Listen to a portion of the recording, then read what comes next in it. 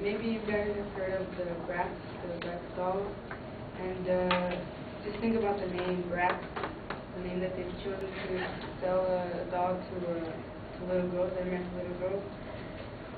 And my main claim is Bratz dolls have a negative effect on young girls. My supporting definition for young girls, which the age that they're targeting, 4 through 8, ages 4 through 8. And my first supporting claim is Bratz dolls portray women as sex objects. My second supporting claim is Bratz dolls manufacturers are influencing girls to dress in inappropriate clothes. And my third supporting claim, Bratz dolls have a negative effect on girls' natural development. My first supporting claim, Bratz dolls portray women as sex objects. Bratz dolls make the young girls treat their bodies as sexual objects because they see these dolls, how they wear tons of makeup on their face, and usually little girls their parents don't let them wear that, and their proportions have just skinny waists, and there's these other dolls, baby Bratz or Bratz babies, and they have really big hips and small waist, and that's not what a girl usually looks like, a little girl, 4-year-old. And 2007, USA Today reported, although these dolls may present no more sexualization of girls or women than is seen in MTV videos, it is worrisome when dolls designed specifically for girls 4 through 8 years old are associated with an objectified adult sexuality.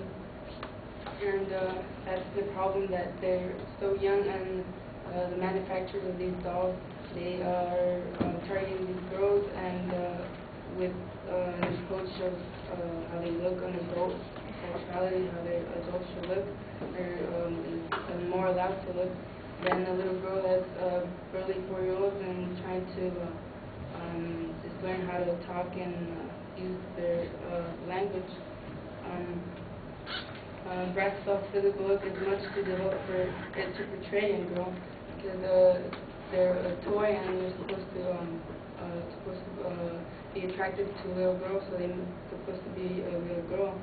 And in Amy Beck's book, A through Z Handbook of Child and Adolescent Issues, as the child approaches his or her preteens and teens, he or she tends to look for an object of idolization who possesses the quality the adolescent perceives himself or herself as lacking. So they see these dolls, and they have the ability to put this makeup and wear the clothes that they wear, and their parents might not usually look like that, so they choose this object to idolize, since they see themselves lacking that ability to do so. And idolization means to identify a person or group of people, real or fantasy, with whom they choose to identify, imitate, and to a varying extent, varying degree, put on a pedestal. So they just idolize this object and see them as a standard that they have to reach as they're growing older.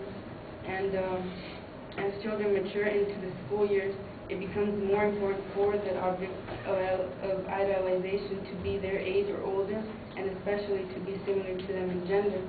So being Bratz dolls come as girls, and so they target these girls, and they, instead of choosing somebody, their parents as role models, they might choose these dolls that are in most retail stores. And my second supporting point, Bratz dolls manufacturers are influencing girls to dress in inappropriate clothes. Bratz has a line of padded bras for girls as young as 6. A website called A Minor Consideration wrote an article, Retailers peddle padded bras for girls, tiny matching lingerie sets of lacy bras and knickers in many children brands like Bratz, and they're sold in some Victorian shops. And what they're doing is they're selling these bras, padded bras, that have the logo Bratz, and then these girls that are used to buying the product, they see the logo on these bras, and then they want to have them, and they see that these dolls, their proportion is more of an adult woman, and since they can't physically have that because they're too little, 4-year-olds, and girls tend to start developing around the age of 11 and 12, according to the APA, the American Psychological Association. And since they can't physically have that, they see these padded bras and they buy them to try and look like these dolls that they come to idolize. And the spokeswoman for Bratz said the idea of the padding is for girls to be discreet as they develop. But I don't understand how she comes to that conclusion, because a 4-year-old doesn't even start developing, and she said that the idea of it is to be discreet when a 4-year-old doesn't even start developing, and by just buying their bra overnight, they start developing already. That makes it more obvious and less discreet. So I don't know how that makes sense to her. And Bratz dolls is my third supporting point. Bratz dolls have a negative effect on girls' natural development. Bratz dolls' signature phrase is passion for fashion, and there's nothing wrong with fashion, but the thing is that they just focus on that and just on the looks of how a woman should look. The consequence, according to APA, the American Psychological Association, the consequence of the sexualization of girls in media today are real and are likely to be negative influence on girls' healthy development, because some parents that buy these dolls for these girls think, oh, it's just a doll, it's just plastic, it's harmless, but that's the reason and the strategy that these manufacturers are using to target these girls and say, oh, well, nothing wrong with that, and it's just a doll. But, that's just, by buying these dolls, they are being influenced, and just the way they're growing up, everything just becomes, starts to revolve around these dolls that, when they're starting to grow up, that's when they're at the peak of development. And by having these dolls in the early stages and getting these ideas of how women should look, they grow up thinking that way, and eventually, have these standards that they can't fulfill. And just to end this claim and everything, this is everything that I've mentioned. Those are the negative effects that these Bratz dolls have on girls. And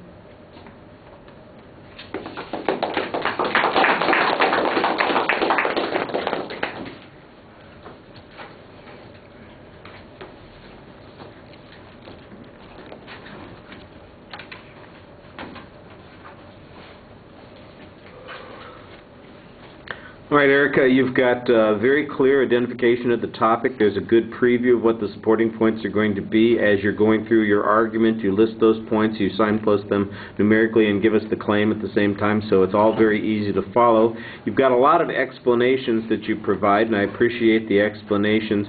Most of the explanations are supported not by any statistics, but a few hypotheticals, but there's a lot of opinion evidence, expert opinion, for instance, from the American Psychological Association and a couple of other groups that suggest that there's something going on there. I like the one book that you mentioned about assessing the toys and the appropriate level, and this whole idea of idolization. I thought that was an interesting idea.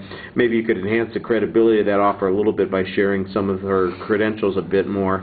I thought that sometimes it got a little bit repetitive, and you could probably edit it down a little bit. The explanations seemed to be very similar on each of the points. You did have some interesting examples that you could refer to. For instance, the notion that the 6-year-olds are getting the padded bras because they want to be doll-sized, I guess. I thought that was an interesting idea, and the way you kind of dismissed the manufacturer's response to that, I thought you had a good explanation of that. Either their argument or yours had much proof behind it, but I know the point that you're trying to make. You do need to get the pen out of your hand. You tend to look down a little bit. I think you need a little bit more variety in your voice, and you did kind of come to an abrupt conclusion. Maybe that's because you realized that you were more than 2 minutes over time, and that's why, like I said, why you need to do a little editing. All right, thank you.